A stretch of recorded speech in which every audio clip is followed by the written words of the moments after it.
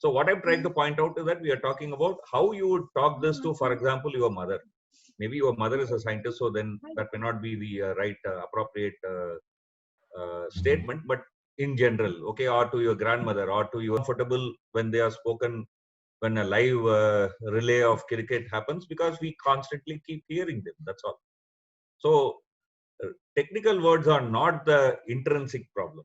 They are problem. We need to be very careful. We need to know how to use it.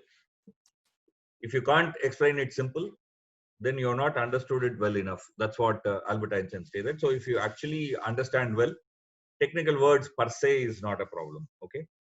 So second, accuracy. The moment we talk about science, we talk about accuracy. Well, does Earth go around Sun? Is it accurate? Well, if you are a physicist working in planetary sciences, you would say certainly not. You would say that they both are going around a common center of gravity. It's called barycenter. Okay, it's not actually going around Sun, but it's going around a common center of gravity. For Earth, it just happens to be 3 centimeters away from the center of Sun. That's all. But technically, if you say Earth is going around Sun, then maybe it's not that correct. Suppose if you are if you're working in relativity theory and things of that kind, you would say that, oh, Earth is not going around Sun. Earth is just going around a straight line. But only thing is the space is curved. So which one is accurate? So accuracy is a matter of context. I'm not talking about being inaccurate. Okay, so accurate and inaccurate, there is a spectrum. It's not just black and white or 0 and 1 in a binary. Okay, it's not binary. There is a range.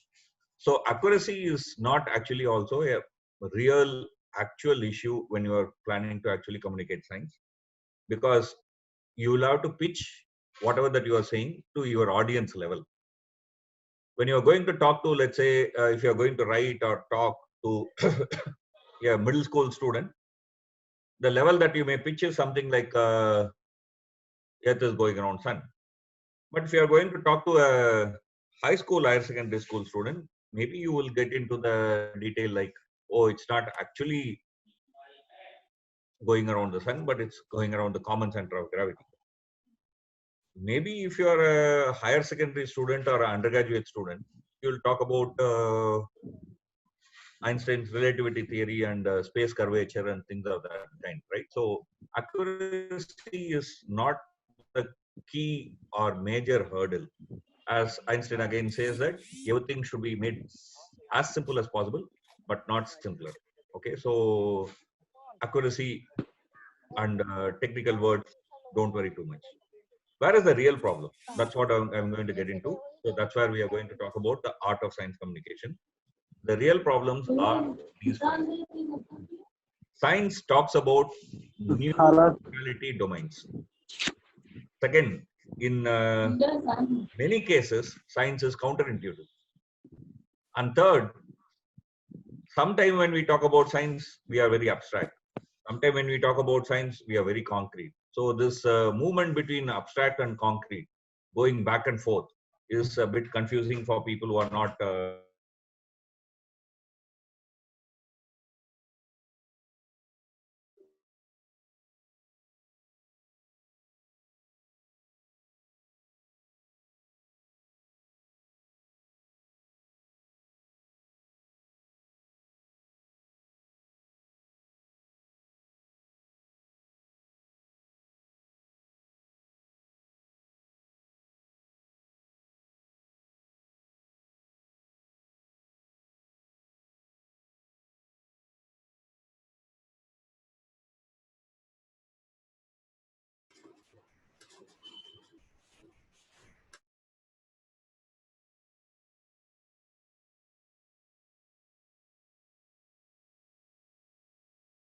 when we talk about science, we are talking about some new entities which we are not familiar in our day-to-day life.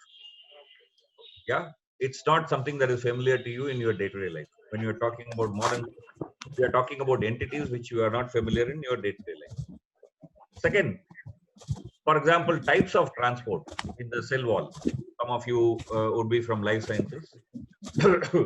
There are multiple ways in which, you divide it into passive and active transport, and in the passive transport, you talk about diffusion, etc., etc., etc. Again, things that is not in our everyday life, right? It happens in our everyday life, but it's not something in our direct consciousness in our everyday life. It's not something that we encounter it as ordinary citizens. You encounter it if you are a researcher, you encounter this if you are a student. If you are neither of these two, it is not something that you encounter in your life. Unlike cricket, right? Cricket, most of us are fans of cricket, so that's why I use cricket, but it may be something else. But I'm just saying, right? What about the process of fossilization? Okay, not just entities, processes. Like, for example, fossilization. It's something again which is a new reality, which we are not familiar in our day-to-day life. You might have you might have seen pickling, you might have seen fermentation, but in your daily life, when did you ever see fossilization? Right?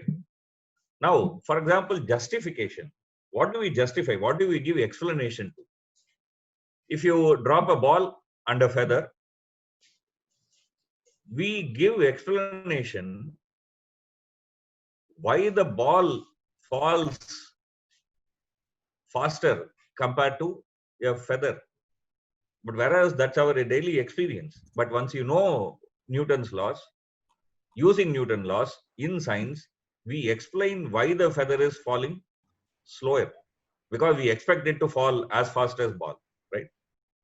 So the kind of explanation that we give is also different from our everyday experience. So to sum it up, when we talk about new reality domain, the entities, atoms, DNA, bonds, etc., they are not something that we are familiar in our everyday life. Processes like cell transport, DNA code, petrification, again something quite new, not familiar to us.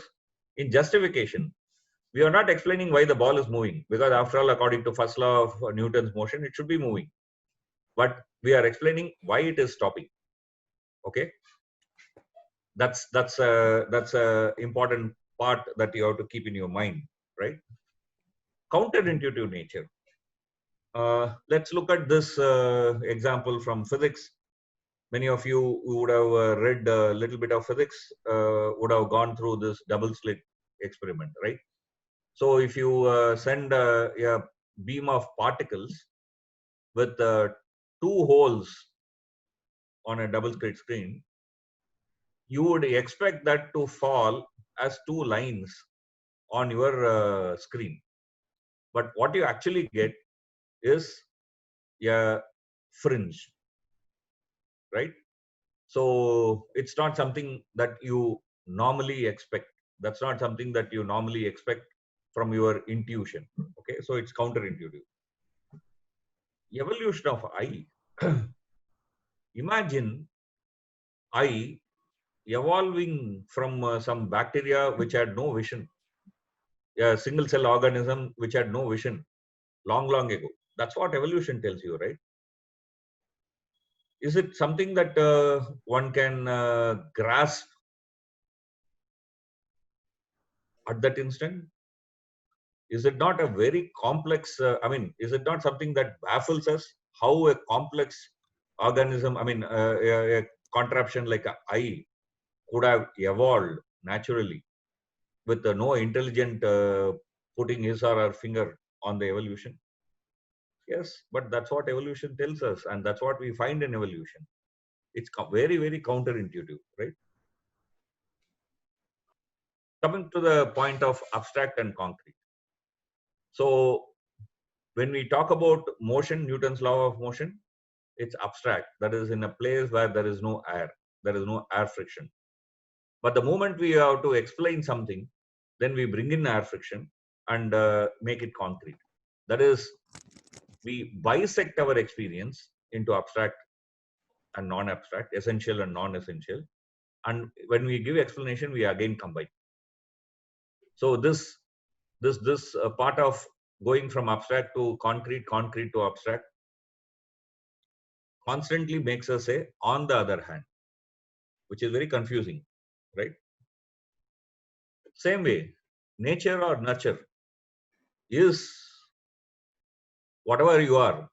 Is it ingrained in your genes, or is it something that emerges in a particular environment? It's both, right? So you can take one of them as concrete, the other as abstract. Whichever one you take, you can make argument. I mean, if you're working from a genetics point of view, you would take genetics to be the abstract, the other to be the concrete. But whereas if you're a, let's say, environmental biologist or evolutionary biologist, you will take nurture as the abstract, and you will take gene variation as your concrete, right? So this thing of abstract and concrete, constantly you will find it everywhere. Okay, there's two opposite kind of ideas. It's very incongruous, right? Physics is very abstract, mathematics too theoretical. Time, it's remote, prehistory. Dinosaurs, when you talk about, it's a remote time where there was no human being, right? Place, cosmology. When you're talking about the nearest star, we say that it takes about 5 years roughly for the light to reach us, right? So it's pittance when you're talking about cosmology. We are talking about where the light reaches after 200 crore years. Imagine, yeah. I mean, we talk about light coming and reaching Earth when there was when the light started, when there was no Earth, there was no sun. That's a kind of place that we are talking about, time that we are talking about. There are things which are infinitesimal, molecular biology. There are many things which is very inaccessible, meaning that it's not something that you can see with your eye. Uh, you can make sense of it only in abstract, right? So this incongruousness is also something that is a major hurdle when we are talking about. So when you are looking at your subject which you are going to communicate, carefully look at it. Is it abstract, theoretical, remote in time, infinitesimal? So then that is where what I have to focus. That's what we are going to get into. But anyhow, let me go further. Organized skepticism. That's also a major issue, right? Generally, we are not skeptic when we are interacting with our friends and colleagues and relatives. Okay, we are trusting in nature, which is fine, which is how we should be as a human being to another human being. We should be trusting. But whereas science tells you that don't trust anything, suspect everything. Okay, check multiple times before we are ready to accept it. Yeah, look at, for example, drug development. The kind of stages that we go through before one is ready to accept a drug. Okay, but what does generally people think when somebody makes a claim that, oh, I have a cure? People think that, oh, he says he has a cure. You don't have a cure. You take a lot of time. You say that there will be another 2 years before the vaccine will come. So why shouldn't I use this? Yeah. So the problem of organized skepticism is also one major hurdle between the realm of science and common public. So these are the issues. Yeah. So the issues maybe we'll list once again. So the actual hurdle in communicating science to ordinary public is actually, one is the new reality domain, that is entities, processes, justification are not familiar to us. We are talking about actions, agents which we are not encountering in our daily life consciously. Of course, you are encountering your DNA every second of your life, but that's very unconscious. I'm talking about in a conscious, articulate way, we are not encountering them. It's very counterintuitive. Something that you expect to happen because of your experience, living experience, is not something that actually happens when you are talking about micro world or macro world. Things are very, very different.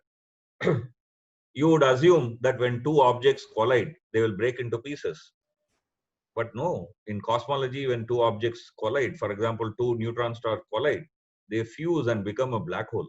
They don't break into pieces, right? Very counterintuitive. Yeah. So abstract and concrete.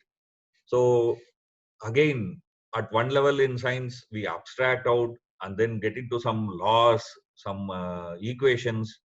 But then when we talk about a real condition, then we bring in other aspects and say that no, it doesn't exactly work in that law. You have to change this. So it appears as if that you are whimsical. Of course, we are not whimsical. We understand it, but I'm saying that for a person who is not familiar, it appears as if what we are doing is whimsical when we move from abstract to concrete. Similarly, when we from our concrete, when we make abstract, people are also baffled. Why you are living that? How can you live out, let's say, friction of air when you are talking about falling bodies, right? So this bafflement is a major bafflement. Incongruous. Things are remote. Things are too small. Things are we are talking about time that we cannot even imagine. That's a kind of thing that is there. And lastly, the spirit of science is in the organized skepticism. So it is not about skepticism of a one individual, one scientist. As a system, as a body, the institution of science is expected to be organized skepticism, right? So these are actually the main challenges when we are talking about communicating science to ordinary public. So now let's come to how do we face these challenges? Okay, in a very simple way, if one has to say, there are three golden rules of science communication. The one is you start from known and go towards unknown. Second rule is from simple, you start explaining the complex. And third, from a particular, you generalize. Okay, so let's try to understand these three little bit more. Let me make a little bit elaboration of these 3 points. Then we'll be able to get an idea. From known to unknown. Okay, so there are things that your audience knows beforehand, before you start communicating. So then you have to have an idea about your audience. So depending on your audience, depending on what they know already, you start explaining something unknown. That's what you wanted to explain, right? So for example, maybe it's your research and you wanted to explain it. So you are talking about it. Similarly, start from a simple aspect, a simple aspect of whatever phenomena or mechanism, processes that you want to explain, or a question that you want to explain, and build towards the complex. The last one is particular to general. In science, because of our training, usually we go from general to particular. Like when we talk about, let's say, angiosperms, we say that, let's say, rose is an angiosperm, and hence rose has XYZ properties. Okay, but in popularization, you have to go the other way around. You have to say that rose has such and such a things, and flowers or plants which have such and such features are called as angiosperms. So it is not from general to particular, but you have to go from particular to general. There is a logical error here, because whenever you go from particular to general, it's like an anecdotal logic, but that's how the popularization works, unfortunately. So that's also an issue. Maybe we'll discuss it later. But these are the three simple rules. So how do we actually actualize these three rules? How do you go actually from known to unknown? There are 4 techniques which are available to us. These are the 3 rules: from known to unknown, simple to complex, particular to general. And there are 4 techniques that one can deploy to make the unfamiliar familiar. So what are those 4 tools or 4 techniques? One is a technique called as use analogy. Okay. Second is a technique called as imagistic communication. Sometimes people may use a word also, metaphors. Okay, but imagistic. The third is illustrations and example. When I use the word here, illustration, this illustration is not drawing, is not picture, it's not cartoon. Okay, it's a example. Okay, you are giving an example, and from that example, that you are expecting your audience to understand what you wanted to communicate. The last one is called as thought experiments. Okay, so there are 4 tools: analogy, imagistic, illustration and example, and thought experiments. With this, we can actually actualize the 4 rules that we talked about: known to unknown, simple to complex, particular to general. Let's take some examples and then we will have a clarity.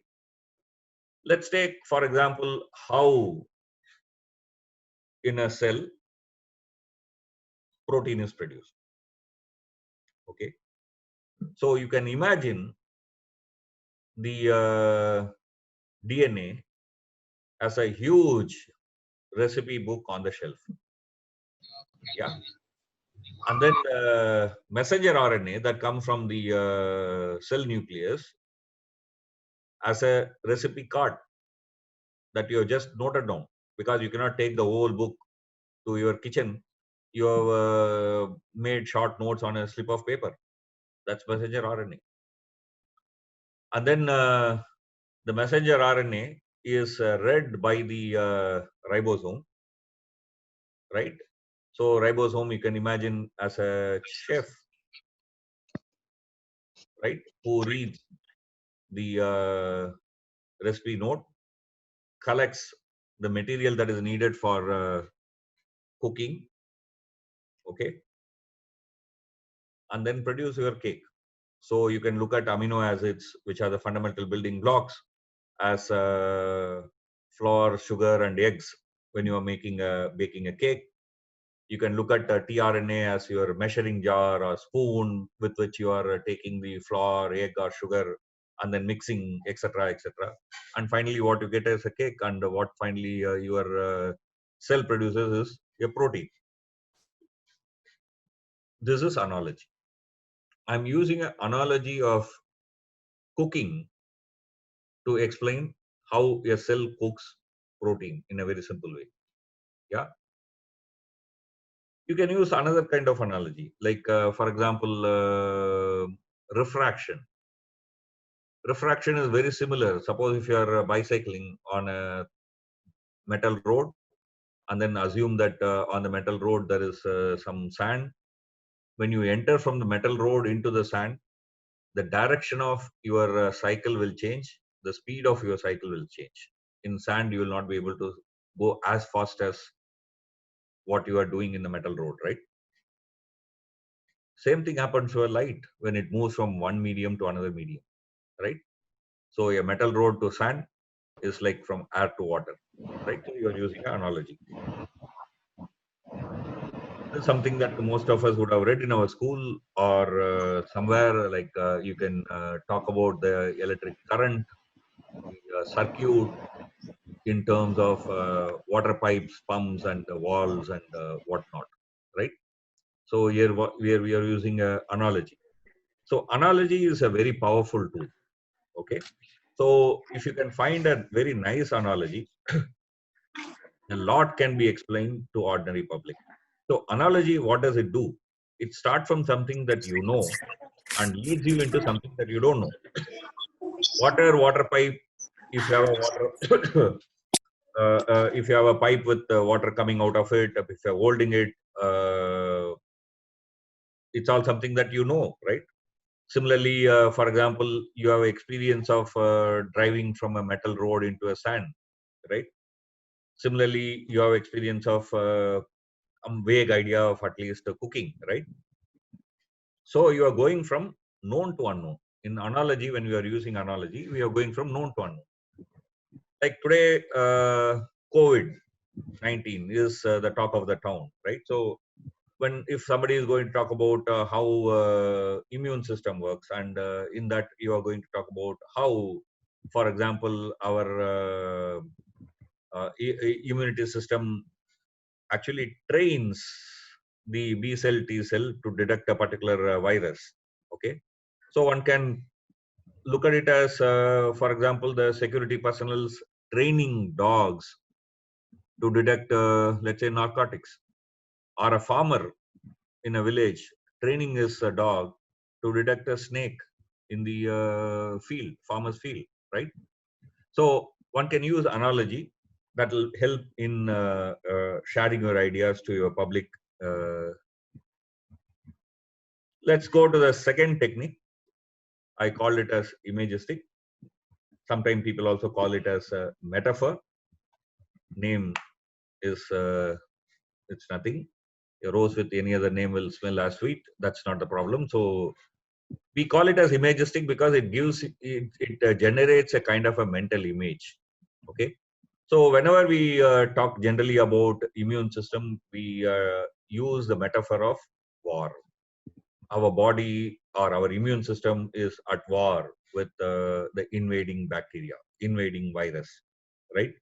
So that's a framework in which we talk about it. So in that framework, we talk about arms being used, I mean, soldiers being deployed, etc., etc., right? So here you are using a imagistic idea to communicate a concept that you want to communicate. Let's say, for example, in a way, concept that you are researching on, right? So same way, it's a very simple thing that most of us would have encountered it in our school, that you look at the leaf as a factory. Leaf as a factory. Photosynthesis. Photosynthesis in a leaf as a factory, right? So there are inputs, there are processes happening inside, there are goods which are produced, and the goods are transported from the leaf to different parts of the plant. There is a waste product that comes out, which is of course oxygen, right? Waste product for the leaf, right? But not for us. So there is raw material waste. You know, you are using the idea of factory to explain the photosynthesis, right? So this is also a imagistic. You can also have a imagistic explanation of prey predator arms race.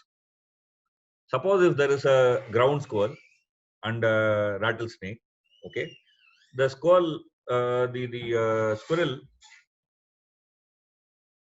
gets, I mean, develops immunity to uh, um, the poison of the snake, right? Yeah. So but then the snake cannot then survive, so it becomes more potent. So it is an arms race, you know. I mean, there is a constant change that is going between the prey and predator, right? So it's like kind of arms race. That's a imagistic explanation that you can deploy when you are trying to make people understand. Okay, so the arms race can be also presented as, for example, somebody locking their house with uh, locks against a thief, and the thief becoming more skillful in opening the lock. You know, there is a arms race in a sense that happens between these two. So these are all ways in which one can explain some of these ideas. So again, if you have to use let's say another example, like say in, for example, in COVID, that when we are trying to explain number of the processes and number of the issues which are connected with the virus, its infection explanation, we talk about antibody developing in our body to a specific virus, right? So it's not as if that the antibody is already existent. It's something that gets developed. How does it get developed?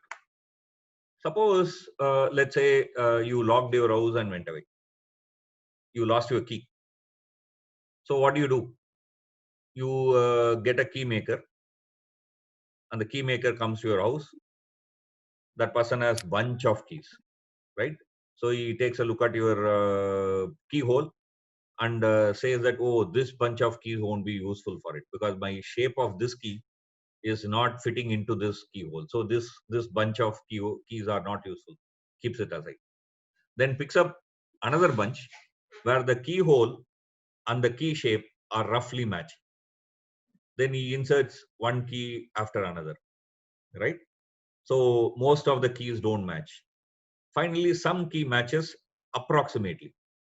Then he takes away that key, he files it up, he reshapes that key, prepares the bridge or teeth of the key properly according to the lock, and then you get a duplicate key, right? In the same way, our body has close to 2.5 lakh kind of antibodies. Kind, I said not number, which means 2.5 lakh different shapes, like for example, the key bunch of the key maker. And when a new virus comes, okay, all these different types are tried, something fits. Then our immunity shapes it, and then creates an antibody, which exactly is a fit for that particular virus. Once that happens, then you say that neutralizing antibody has been produced for that particular virus. So what are we doing here? We are using a imagistic explanation of a key maker to explain how adaptive immunity works in human, right?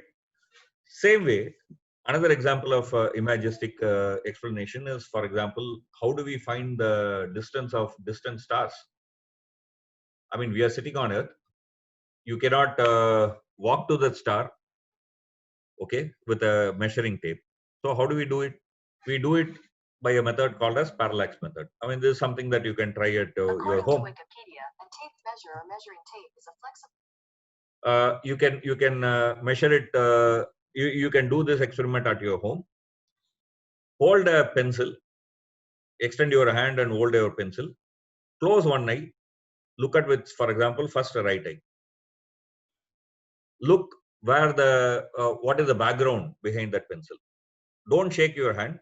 Now close your right eye and through left eye. You will see as if the pencil has moved. Okay, so this we know it's parallax. In the same way, we can use the movement of Earth around the sun, okay, in a 6 months gap, to look at a, let's say, a nearby cluster of stars, for example, Pleiades, Kritika, and look at where it is seen behind in the background stars, measure this angle, use that to find the distance of that cluster or a star, right? So again, we are using a imagistic explanation. A drop of water will work as a magnifying lens. Have you tried it? Try it out. So the shape of the lens and drop of water, you can talk about a lot. So this is the imagistic explanation. So now let's go to the last one, which is a thought experiment. Okay. It's a thought experiment. I'm going to just take one example, what is called as Hilbert's hotel paradox. Assume that there is a hotel with infinite rooms. Infinite rooms. Assume that all rooms are occupied. If a new person comes, can you give that new person a... You will think that, oh, all rooms are filled, so you cannot give. But actually you can.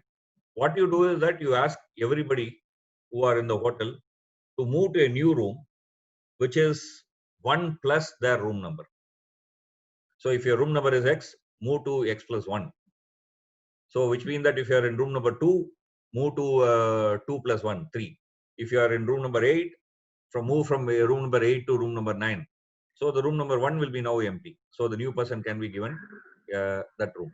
Suppose if there are 10 people, you can use the same formula. Move to room number X plus 10. Okay. Of course, your guests are going to be very unhappy, but that's a different issue. We are talking about a thought experiment, right? So they don't come into picture. Abstraction. Yeah. But assume now infinite number of people are queued up. Can you give them space in your hotel, which has infinite rooms and all occupied? Yes, you can. Ask everybody to move to a room number which is 2x. So which means that suppose if you are in room number 4, you move to room number 8. If you are in room number 3, you move to room number 6. What will happen? All even numbers will be now occupied.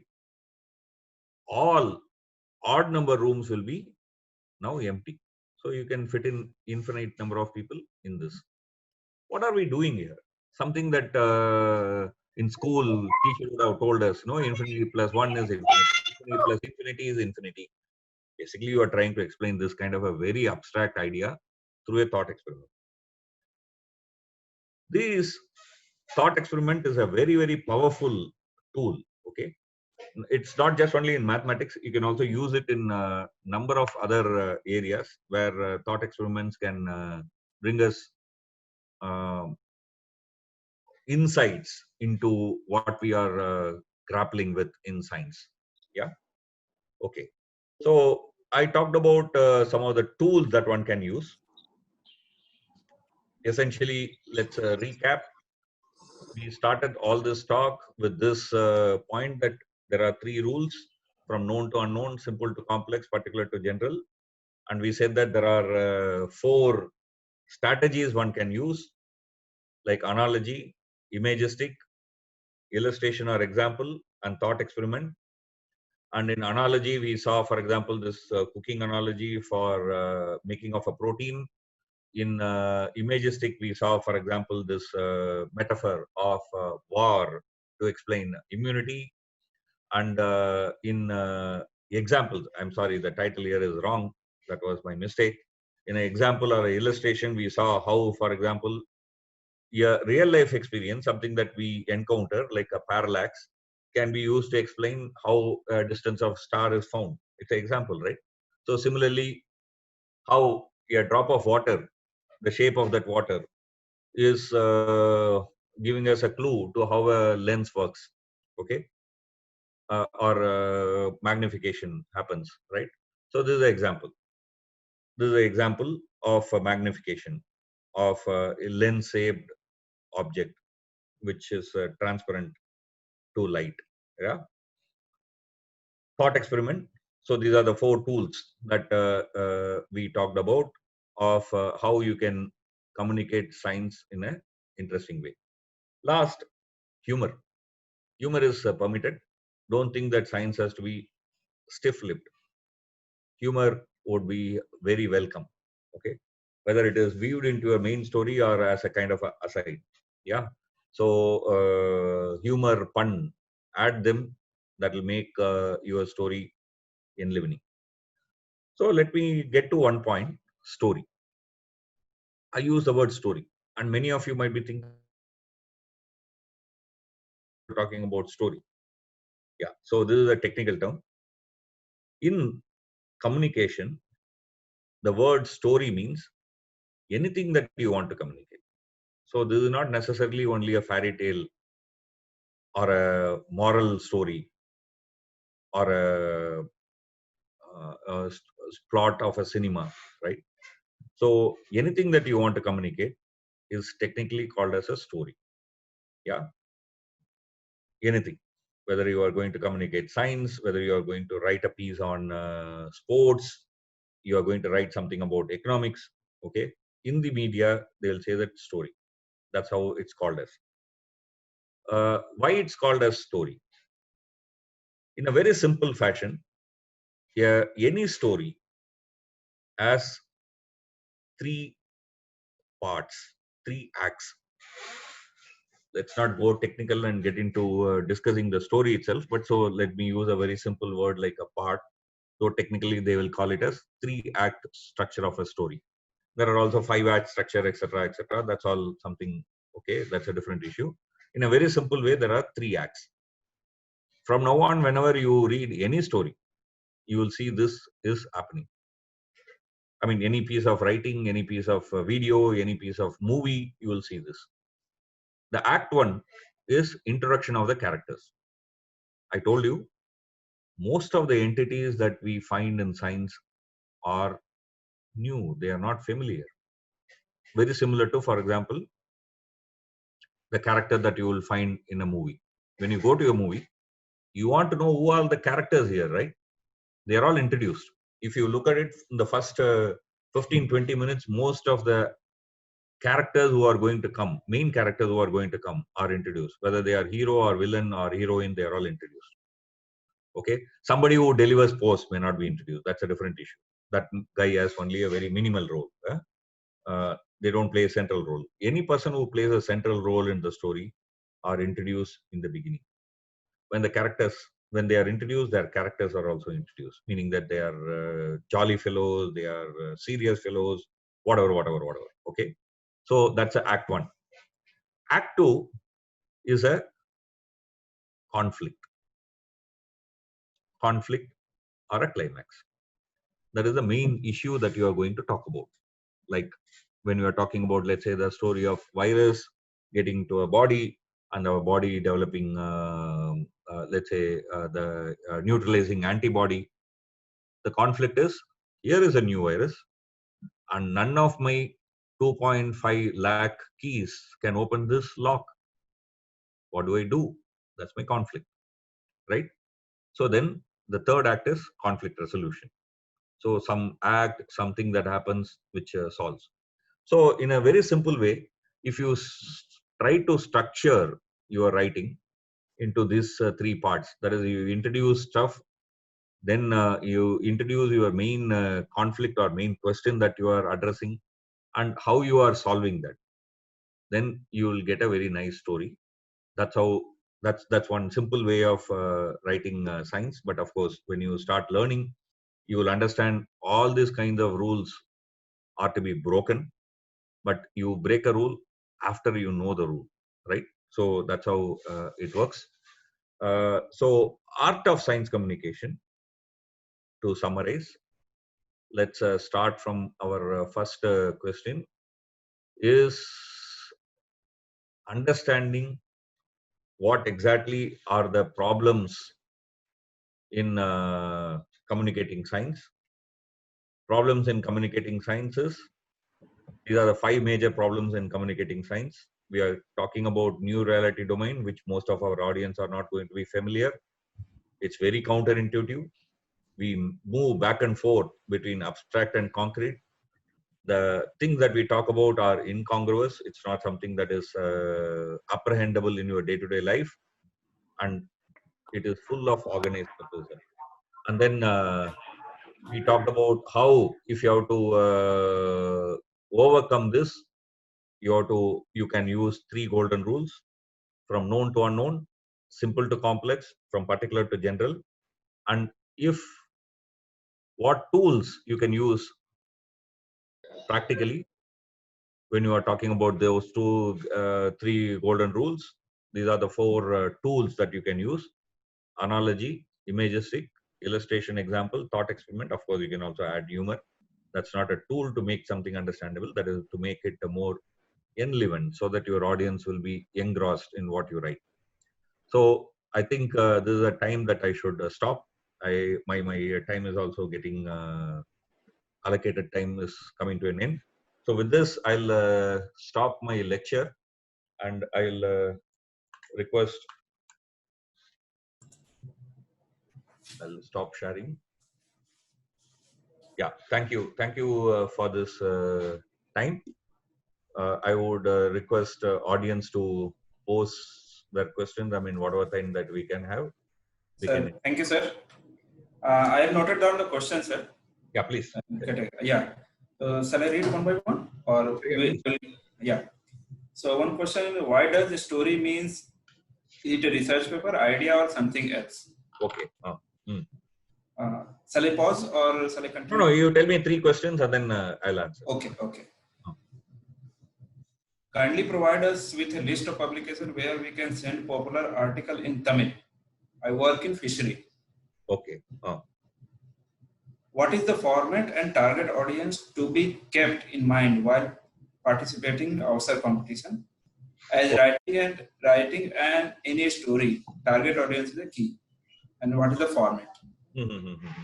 So yeah, these three questions you answer, then I will. Yeah, I think yeah. Okay. The last one is very simple to answer. I think after my talk, finally, Dr. Bharat Bhushan will explain what is the target audience and what you can write in Avasar. I suppose he and Dr. Rashmi, who are here, are best to talk about it. As far as the list of publication in Tamil, for example, all magazines, all newspapers are looking for science articles. Today, if you look at Tamil scenario, Tamil Hindu as a weekly supplement where they focus on science, like a Vetrikudi. Similarly, the Dinamalar as a weekly supplement called Patam, specifically focused on students and science as one of the focus. But in addition to science, they also talk about other things. But then for all supplements of newspapers do carry science, right? Be it Dinamani Kadir or be it Dinakaran's weekly supplement, they all carry science. So that is one area that you can look for. In addition to magazines also carry science, but generally magazines carry science which are related to social issues. I mean, maybe it's corona or pollution or things of that kind, but they don't generally publish a pure kind of popular science. Generally, that's regarding Tamil. As far as the story, as I told you, it's a technical word that is used in media. Anything that you are communicating to your public can have only two structures. Now that you have asked this question, that also gives me some extra time to talk. Otherwise, Bharat Bhushan would have said that your time is over. So there are only two possible structures. One is a story. The other is called as spectacle. Spectacle. Okay. A story, as I said, has three acts. In the act one, you are introducing some characters. In the act two, there is a conflict. And the act three is a resolution. Let's take one example of this. I'm sure you have seen this advertisement that comes in almost every television where the kids make origami. Who is that actress, Bharat Bhushan? Which one, sir? Huh? Sorry? Who is that actress who comes in that advertisement? Which one? That ad in which she is in a shop. Her father is the shop owner. One young boy comes and asks for a chocolate or biscuit or something like that. So the father says, shoos him away because he doesn't have enough money. So, but that boy is standing there for some time. So this girl who is a very famous actress, she was in Piku. I don't know. Deepika Padukone. Answer आ गया. हम दोनों बूढ़ा हो गया. I think young people say. नहीं sir. Deepika Padukone. Okay, yeah, panel attendees are also answering. One answered already. So Good Day Biscuit. No? So what has happened? Initially, all the characters. For example, that boy, the father, the daughter has been introduced, and the shop is also a character. Remember that. Good Day Biscuit is a character there. Remember that. All those examples will be issue. What is the conflict? The kids don't have money or enough money. Okay, but they have another skill, making origami. So resolution, Priyanka Chopra, Deepika Padukone gives to everybody, right? So it ends with happiness, blah, blah, whatever. So there are three acts. The other one, I said there are only two formats possible, right? The second format is what is called a spectacle. In the spectacle, there is no story. There is no characters, there is no conflict, there is no resolution. Lot of things comes one by one. All of them are either beautiful or all of them are something that impacts your emotion. Okay. Like there is this, there was an advertisement for Airtel some time ago where you will suddenly find somebody in a church kneeling down and one, let's say a candle is burning. And then the next shot will be somebody in Ganges or the Ganges doing some puja. You know, like that. Images of various things. Okay. And then something like Airtel ke bare mein something it will come. Here there is no story. There is no connection between any of those characters, right? So these are the only two kind of messages, broadly speaking, that is possible. In media, that's why this is called as story. Whether you write on science, whether you write on cricket, whether you write on anything, economics, okay, each is called as a story, except a news item. News item is very different. We are not talking about news item. The rest of things are all called stories. Very rarely you will find. Yeah, sorry. Yeah, actually, one question was also there. What is the difference between science journalism and science popular science writing? Yeah, science journalism, science for popularization, they are all kind of interlinked areas. They, I mean, one there is no clear boundary. When we talk about communicating to non-specialists, okay, suppose if you are writing an article in a specialized journal for a particular audience, let's say Journal of Nanomaterial, okay, who will read the Journal of Nanomaterial? People who are working on that area. That is not called as popular science or science journalism. But anything that you write, when I say use the word write, it also means television, radio, everything, okay? So, but we use the write here in a very generic sense, communicating, okay? Whenever you are communicating to a non-specialist, like you are writing to a newspaper, you are writing to a magazine, okay? It is popular science and science journalism. Science journalism is a part of popular science, but talks about contemporary happenings in science. Like that is something that has been discovered or published few days ago, a week ago. But whereas popular science is explaining some ideas which may not have any contemporariness now, meaning that it is not something that has been discovered right. That's a difference between a general popular science and science journalism. Science journalism will have a context, that is timeliness content. Journalism has certain aspects, right? What do you read in newspaper? What do you read in, for example, a book? Okay, if you buy a book on cricket, you will read something else, right? But what do you read in newspaper? Some match that took place yesterday, a match that is going to take place day after tomorrow, right? Timeliness. But whereas this is a difference between popularization and science journalism. But the aim and object are roughly same, except for this small difference. Sir, a group of question is there. How can we as a scientific community collaborate through a national initiative and through digital platform? It's already answered. What are the skills which make someone a competent science communicator? Okay. Do you think we need more collaboration with creative community like illustrators, theater artists, visual artists, etc. on promoting science and technology? Okay. Very good question. So first part, A part, I will not answer. Maybe it's already very later. You can also bring it. Yes, to yes. B and C. I'll take it up. There is a very famous dictum Rabindranath Tagore said. So apparently, one school teacher came and asked him that, "How can I be a good school teacher?" So Rabindranath Tagore, it seems, said that only a burning candle can light another candle. So which essentially means a school teacher has to be studying, that is present continuous, not past studied, right?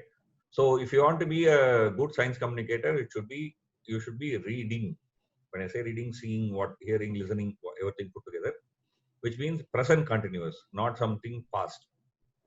You should be reading popular science articles, what people write, so that you will have an idea. You gain experience. Okay, so that is one part, and reading is very important. Okay, so that's what makes you a competent science communicator. The next are all just practice. I mean, you write, people give you feedback. When people give you feedback, don't take it too personal. Okay, people may say that, oh, it's rubbish, it's fine. Okay, nobody becomes perfect in the first time, so it takes some time. So things get to take shape, you need time. So take the time, but pursue it. Now coming to the part C of your question, I think that's a feedback. It's yeah, even if somebody says that it's rubbish, that's a feedback you get that exactly that you improve upon it. Yes, so yes, it should exactly. be taken that. You're Don't get grateful to that upset person when that he you're has on the taken corner. time to read the article and then comment to it. Yes. So it should be read in that spirit. So because you're improving, you would improve upon next time. So coming to the part C of your question, I think any scientist who says that, oh, I am interested only in science, I have no other creative habit, I'm not so sure if that person will be really a good scientist. I'm sorry, I'm serious about this. I don't know how many of you know about Ashok Sen. I mean, he is in Harishchandra Institute. I mean, the award that he won a few years ago, Google his name, you will find it. I mean, he works on on standard model and things of that kind. I mean, alternative to standard model and things of this kind. Esoteric area of particle, I mean, physics, fundamental physics. Okay. He says that my hobby is cooking. Yeah. Yeah. So I think we ourselves has to be multidimensional. If we ever become one-dimensional person, I mean, whether you are a scientist or anybody, if you are going to become a one-dimensional person, then you are not actually going to live. So it is not only collaborating with others, you yourself should have multiple passions. Okay, that's very important. And as you rightly pointed out, collaboration of scientists with artists is very essential when you are talking about communicating. You should be able to absorb, you should be able to appreciate. Then you will have a better ability to communicate. Yeah. So it was pointed out that Ashok Sen works in the area of string theory. That's right.